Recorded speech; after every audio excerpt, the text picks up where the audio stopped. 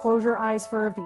Picture a tiny electric island under the skin. People have whispered about it for centuries. Scientists, sages, and campus rumor mills. That island is the clitoris, and it has a story that mixes hard anatomy, surprising physiology, and yes, a little folklore that smells like incense and old libraries. First, the plain fact, the clitoris is not just a dot.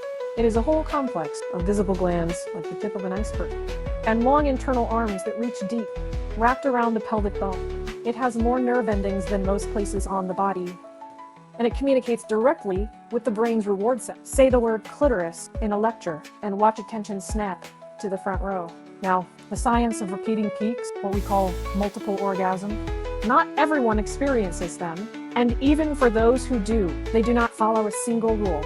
Biologically, an orgasm is a burst of coordinated nerve firing, blood flow, muscle rhythm, and brain chemistry, dopamine, oxytocin, and a cascade of signals. For some people, those systems reset quickly. For others, the nervous system stays primed and ready. That difference is not magic. It is anatomy, physiology, mood, and context all mixed together. And here's where the practical curiosity kicks in, without getting into technique tips.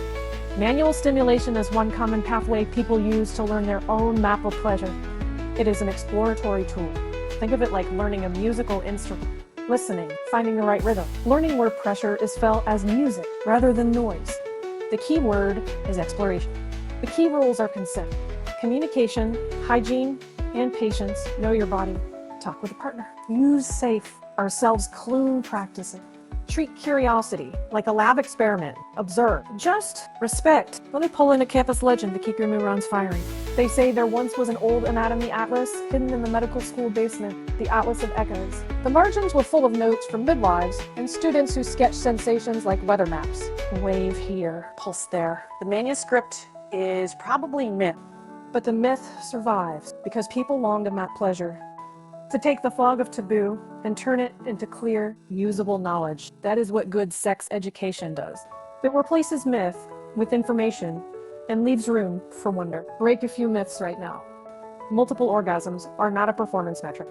They're not proof of skill. They are one possible expression of a nervous system and the context that allow repeated peaks.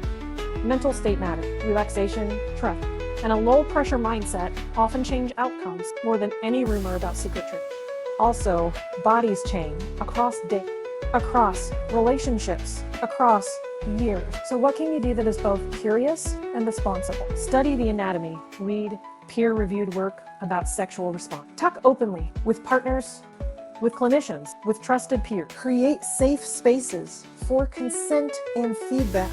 Learn about lubrication and hygiene as health topics. Not erotica. Attend an anatomy workshop that uses models and medical language. Approach exploration like a scientist and a storyteller at one. End with this image. Your body is a landscape of rivers and ridges, forests and clearings. The clitoral complex is one bright glade on that map. Multiple orgasms are like lightning striking more than once in the same storm. Rare, beautiful, unshaped by weather. You can learn to read. Stay curious, stay respectful, keep asking questions. The best discoveries begin with a single brave question.